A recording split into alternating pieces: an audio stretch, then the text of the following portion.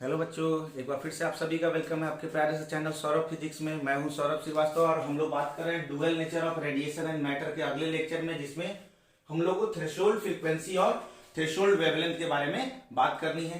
पिछले लेक्चर को अगर आपने देखा है तो आपको काफी सहूलियत होगी इन सारे टॉपिकों को समझने में, क्योंकि उनका कॉन्सेप्ट इसमें यूज होने वाला है। अगर आप नहीं देखे, डायरेक्ट इस वीडियो को देख रहे हैं, तो इसके डिस्क्रिप्शन बॉक्स में मैं लिंक डाल दूंगा पिछले कुछ वीडियो का, जो यूजफुल है इसको समझने के लिए। आप जरूर उसको देखकर फिर वापस आकर इस वीडियो को देखिए, आपको बहुत अच्छे तरीके से समझ में आएगा। तो आइए बात करते हैं।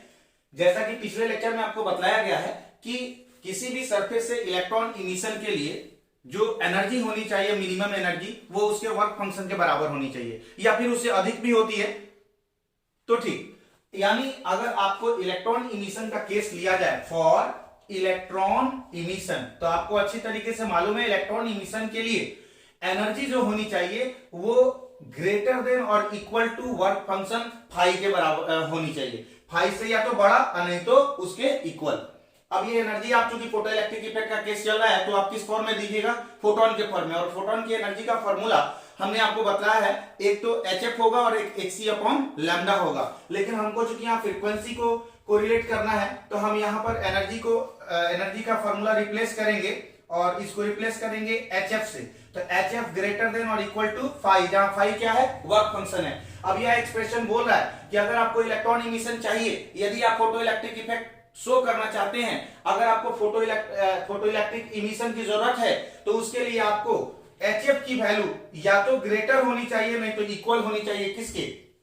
फाई के। अब हमको सिर्फ और सिर्फ यहाँ पे फ्रीक्वेंसी से मतलब है कि फ्रीक्वेंसी कितना होना चाहिए। तो देखिए, फ्रीक्वेंसी भी ग्रेटर देन और इक्वल टू होना चाहिए फाई अपॉन एच। यानी यह एक्सप्रेशन स्पष्ट बोल दिया कि इलेक्ट्रॉन इमिशन तभी होगा जब फ्रीक्वेंसी फाई अपॉन एच से या तो बड़ा हो और नहीं तो मिनिमम इसके बराबर हो।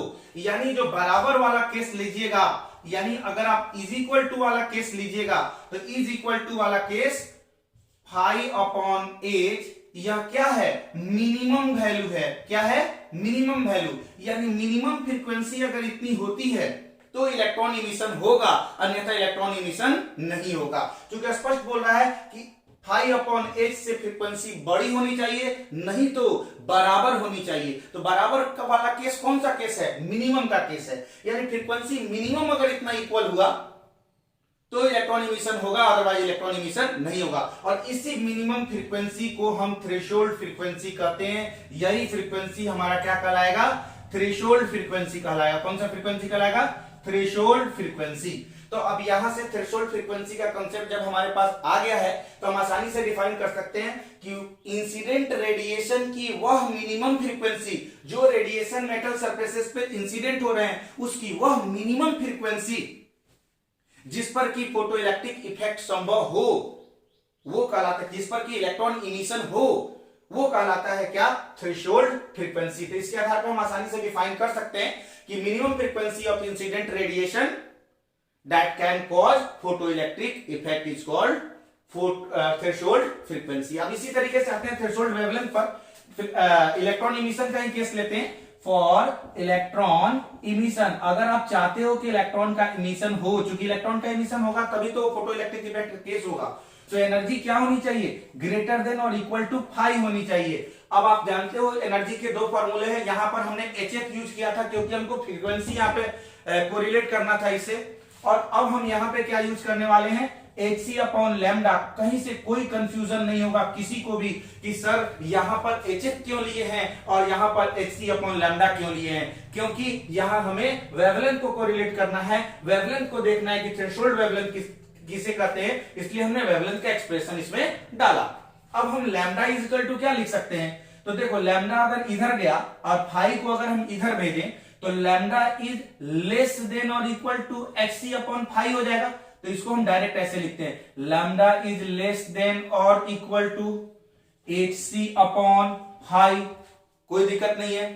थोड़ा सा यहां हम एक्सप्रेशन को चूंकि उलट के लिखे हैं, थोड़ा कंफ्यूजन हो रहा होगा, इसलिए हमने समझाया कि समझो कि लैम्डा इधर है और ये फाई इधर उलट के आया, तो लैम्डा की तरफ साइन कौन सा होगा? लेस देन और इक्वल टू का। वही साइन हम यहाँ पे लेस देन और इक्वल टू लेकर आए। और यह एक्सप्रेशन स्पष्ट बोल रहा है, चिल्ला चिल्ला के बोल रहा है मेरी तरफ। भैया मैं तो हमेशा चिल्लाता ही रहता हूं, इसी तरह से कॉन्सेप्ट आपको आप तक पहुंचाते रहता हूं। तो ये भी एक जो टॉपिक है, ये जो एक्सप्रेशन है यहां पर, ये भी चिल्ला चिल्ला के बोल रहा है। क्या बोल रहा है कि जो वेवलेंथ होनी चाहिए, किसकी, हमारी, आपकी नहीं, इंसिडेंट रेडिएशन की, जो रेडिएशन मेटल सरफेस पर पड़ रहा है, उस रेडिएशन का जो वेवलेंथ होना चाहिए वो या तो इक्वल होना चाहिए एक्सी अपॉन लेमडा के, इक्वल होना चाहिए एक्सी अपॉन लेमडा के, और नहीं तो उससे छोटा होना चाहिए, उससे बड़ा नहीं हो सकता है। या तो छोटा होगा और नहीं तो इज इक्वल टू होगा। तो अगर हम इज इक्वल टू का केस लेते हैं तो जरा सोचो कि ये केस कौन सा केस है। तो यह मैक्सिमम केस है। क्या है? मैक्सिमम का केस है। कैसे? क्योंकि ये तो स्पष्ट बोल ही रहा है कि या तो मिनिमम होगा या तो छोटा होगा और नहीं तो बराबर होगा। तो जब छोटा नहीं है, बराबर वाला केस क्या है, यानी वो मैक्सिमम का केस है। और यह एक्सप्रेशन स्पष्ट कर दिया कि इंसिडेंट रेडिएशन का जो वेवलेंथ होना चाहिए वो मैक्सिमम अगर यहां तक है तब इलेक्ट्रॉन इमिशन होगा, अगर इससे भी बढ़ाने की कोशिश करोगे तो इलेक्ट्रॉन इमिशन नहीं होगा। और इसी मैक्सिमम वेवलेंथ को हम क्या कहते हैं? थ्रेशोल्ड वेवलेंथ कहते हैं। इसी को हम क्या कहते हैं? थ्रेशोल्ड वेवलेंथ कहते हैं। अब यहां से हम आसानी से डिफाइन कर सकते हैं थ्रेशोल्ड वेवलेंथ को कि वह मैक्सिमम वेवलेंथ किसका? इंसिडेंट रेडिएशन का, जहां तक क्या हो सके, फोटो इलेक्ट्रिक इफेक्ट परफॉर्म हो सके, वो क्या कहलाएगा? थ्रेशोल्ड वेवलेंथ कहलाएगा। तो उम्मीद करते हैं पूरा थ्रेशोल्ड फ्रीक्वेंसी और थ्रेशोल्ड वेवलेंथ का कॉन्सेप्ट समझ में आ गया होगा। अब रटने की जरूरत नहीं है, हम अब इसी के आधार पे इन दोनों को डिफाइन कर देते हैं और तब तक आप यहां तक कंटिन्यू कीजिए। चलिए, इन दोनों कंसेप्ट के आधार पर थ्रेशोल्ड फ्रीक्वेंसी और थ्रेशोल्ड वेवलेंथ को मैंने डिफाइन कर दिया। Minimum frequency of incident radiation which can cause photoelectric effect is called threshold frequency. यहां जो बोल रहा था कि minimum frequency of incident radiation है ये, जो कि फोटोइलेक्ट्रिक इफेक्ट को कॉज करता है। और ठीक उसके अपोजिट यहां पे आएगा मैक्सिमम का केस, लैम्डा मैक्सिमम होगा। तो maximum wavelength of incident radiation which can cause the photoelectric effect is called threshold wavelength. तो जो कॉन्सेप्ट हमने समझा उसके आधार पर डिफाइन कर लिया। उम्मीद करते हैं कि ये टॉपिक पूरी तरीके से क्लियर हो गया होगा, कहीं से भी रटने की जरूरत नहीं होगी, कोई कंफ्यूजन नहीं होगा। और अब बारी है हमेशा की तरह भाई, अगर ये वीडियो आपके लिए यूजफुल रहता हो, अगर आपको लगता हो कि हाँ इससे हमको बेनिफिट है, तो भाई लाइक सब्सक्राइब के साथ साथ अपना पॉजिटिव कमेंट्स भी दीजिए, ताकि वो एनर्जी के रूप में हम तक पहुंचता रहे और आपके लिए ऐसे ही वीडियो बना बनाकर हम लोग आपको देते रहें, ताकि आप इसका लाभ उठा सकिए। चलिए, थैंक यू।